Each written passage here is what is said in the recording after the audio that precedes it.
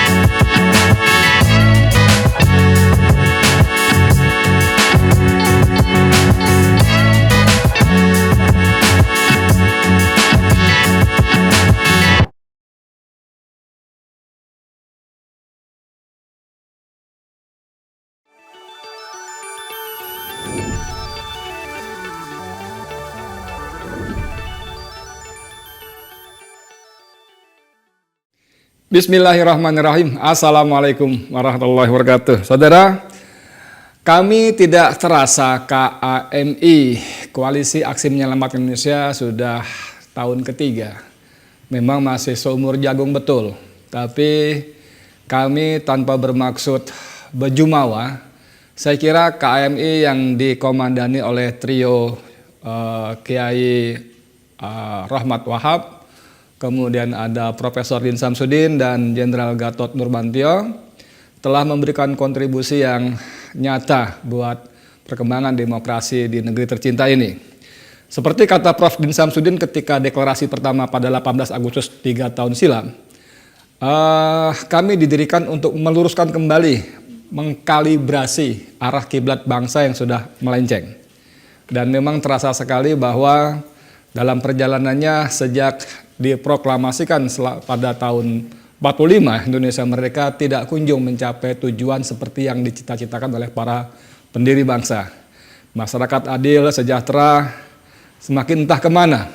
Memang ada yang sejahtera, ada masyarakat yang sejahtera bahkan sangat kaya raya. Tapi jumlahnya amat terlampau sangat sedikit. Nah, kalau udah amat terlampau sangat sedikit, saya nggak tahu secara struktur bahasa bagaimana. Tapi saya ingin menekankan bahwa betapa tidak adilnya yang namanya kue kesejahteraan, kue kemerdekaan yang dengan susah payah dibangun oleh para pendiri bangsa kita. Rakyat yang mana yang merdeka, rakyat mana yang sejahtera, masih jauh dari merata. Nah, dalam perjalanannya tentu banyak onak dan duri, pasang naik, pasang surut, timbul tenggelam dan sebagainya. Namun kami tetap berusaha untuk menjadi suatu gerakan moral force, moral pressure yang memang pada perkembangan selanjutnya dalam beberapa diskusi, misalnya filosof dan juga pengamat politik Rocky Gerung menyatakan sudah saatnya kami menaikkan giginya, maksudnya gigi personnelingnya ya. Karena ternyata menjadi moral force saja tidak cukup untuk negeri yang dikelola oleh para para pejabat yang tidak bermoral. Nah, begitu ya. Kita menjadi gerakan moral, tapi para pejabatnya kadung dan sangat menikmati tidak bermoral. Yang namanya etika bukan cuma rendah, bukan cuma titik nadir, tapi sudah meluncur kepada kubangan, sudah minus ya. Bagaimana orang-orang yang memiliki jabatan untuk membuat regulasi juga bermain di bisnis yang diregulasikan ya.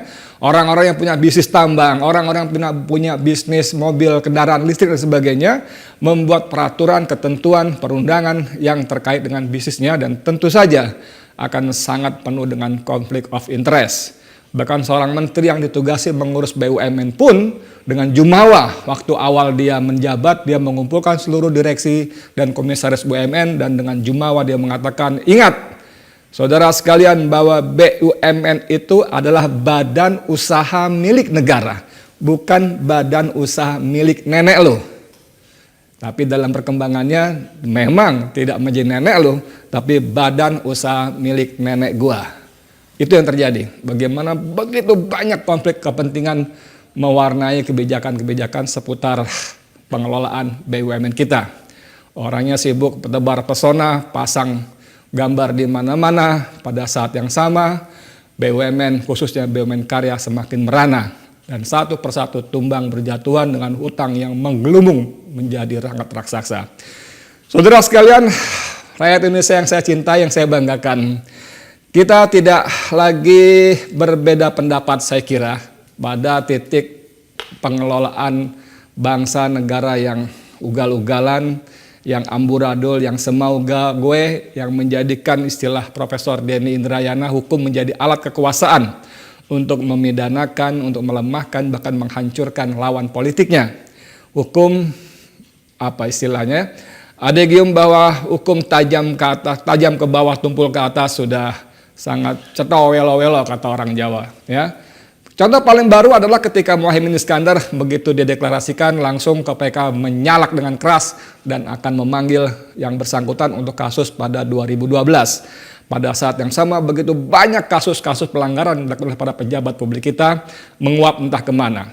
Salah satunya fenomenal adalah ketika teman kita Ubedillah Badrun, dosen muda yang brilian, yang cerdas, yang berani dan punya integritas bagus, itu melaporkan anak-anak Presiden Joko Widodo, Gibran Kaisang lebih dari setahun yang lalu tentang dugaan KKN, gratifikasi, dan tindak pidana pencucian uang. Sampai hari ini tak terdengar kabar sama sekali. Bahkan dalam sebuah pemberitaan KPK mengaku mengatakan bahwa kasus itu sudah diarsipkan. Dulu kita sebut dideponir. Mereka menyebut diarsipkan. KPK juga tidak kunjung bergerak walaupun sejumlah tokoh besar seperti Amin Rais, Rizal Ramli dan beberapa tokoh lain mendatanginya. Boro-boro untuk menerima dengan santun ya. Orang-orang itu bagaimanapun punya jasa besar, khususnya Amin Rais misalnya yang dikenal sebagai Bapak Reformasi yang antara lain menghasilkan mendirikan KPK.